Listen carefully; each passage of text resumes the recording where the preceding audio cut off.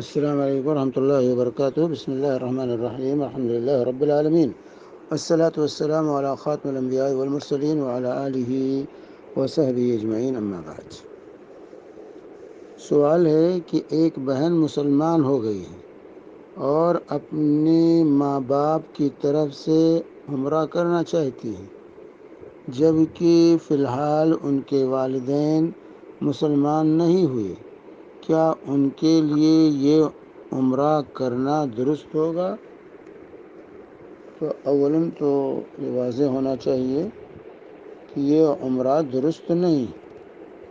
کیونکہ اس کے دو سبب ہیں. ایک سبب تو یہ ہے کہ سب سے بنیادی سبب کہ وہ کافر ہیں. کافر کی طرف سے کوئی عمل نہیں کر سکتے. چنانچہ اس سلسلے میں مسند احمد کی روایت ہے عبداللہ بن عمرو بن عاص رضی اللہ عنہما کی کہ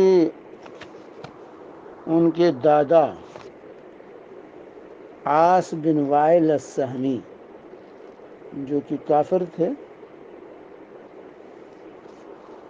انہوں نے وصیت کی تھی کہ 100 گردن آزاد کرنے کی وصیت کی تھی.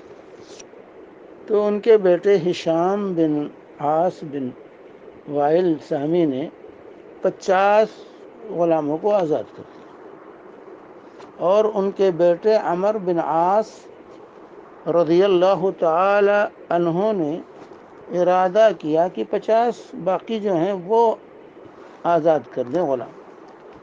پھر انہوں نے کہا میں رسول پاک صلی اللہ علیہ وسلم سے پہلے پوچھ لیتا.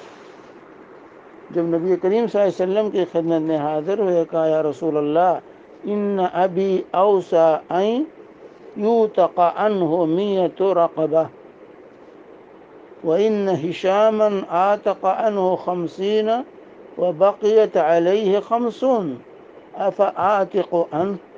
یہ سوال کیا، یا رسول اللہ میرے والد نے یہ وصیت کی تھی کہ ان کی طرف سے 100 گردن آزاد کی جائے، 100 غلاموں کو آزاد کیا جائے، اور میرے بھائی ہشام نے 50 آزاد کر دیا، 50 باقی.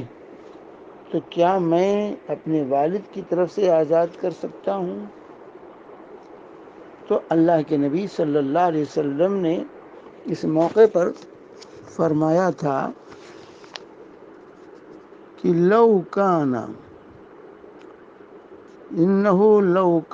مسلما فاعتقتم او تصدقتم عنہ او حججتم عنہ بلغہ ذلک.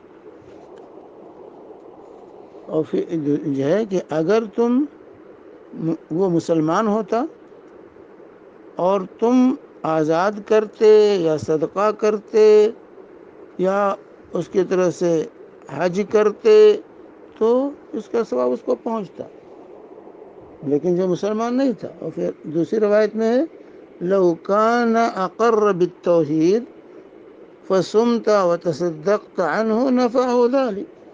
اگر وہ توحید کا اقرار کرتا اور پھر تم سے اس کی طرف سے روزہ رکھتے یا صدقہ کرتے تو اس کو اس کا فائدہ ہوتا. یہ مسند احمد کی روایت ہے. شیخ البانی رحمہ اللہ نے اس کو احکام الجنائز میں ذکر کیا 218 نمبر پہ، اور اس کو کہا اسنادہ حسن، اس کی سند حسن. اور اسی طریقے سے اس روایت کو مجموع الزوائد میں حیثمی نے بھی ذکر کیا، جلد نمبر 4 صفحہ 195. اور یہ روایت مسند احمد کی ہے، جلد نمبر 10 صفحہ 176 پہ. شیخ احمد شاکر کی ترتیب سے جو ہے اس کو شیخ احمد شاکر رحمہ اللہ نے بھی کہا اسنادہ صحیح، اس کی سند صحیح ہے. اور اسی طرح شیخ البانی رحمہ اللہ نے اس کو الصحیحہ میں ذکر کیا ہے، حدیث نمبر 484. اور اس کو کہا اسنادہ صحیح، اس کی سند صحیح ہے۔ تو اس حدیث سے یہ معلوم ہوا کہ کافر کی طرف سے حج کرنے، عمرہ کرنے یا صدقہ و خیرات کرنے کا کوئی فائدہ نہیں، جب تک انسان توحید کا اقرار نہیں کرتا، جب تک کلمہ نہیں پڑھتا اور مسلمان نہیں ہوتا۔ تو اس کی طرف سے دوسرا، اس کی اولاد ہی کیوں نہ اگر کوئی نیکی کا کام کرنا چاہے تو نہیں کرنے کا کوئی فائدہ نہیں ہے، یہ واضح ہونا چاہیے۔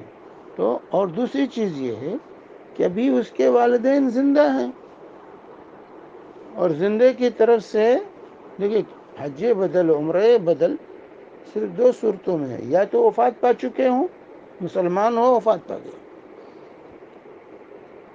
یا وہ جسمانی طور سے معذور ہوں کہ جو سفر نہیں کر سکتے، مکہ نہیں پہنچ سکتے، ان کی صحت، ان کا جسم اس بات کی اجازت نہیں دے رہا ہے کہ وہ سفر کی صعوبتیں برداشت کر سکیں۔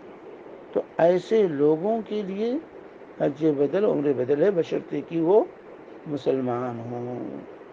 کافر کے لیے اولاً نہیں، اور جو ہٹے کٹے ہیں جا سکتے ہیں ان کے لیے بھی حج بدل عمر بدل نہیں ہے۔ وصلی اللہ علی نبینا محمد وعلی آلہ وصحبہ وسلم۔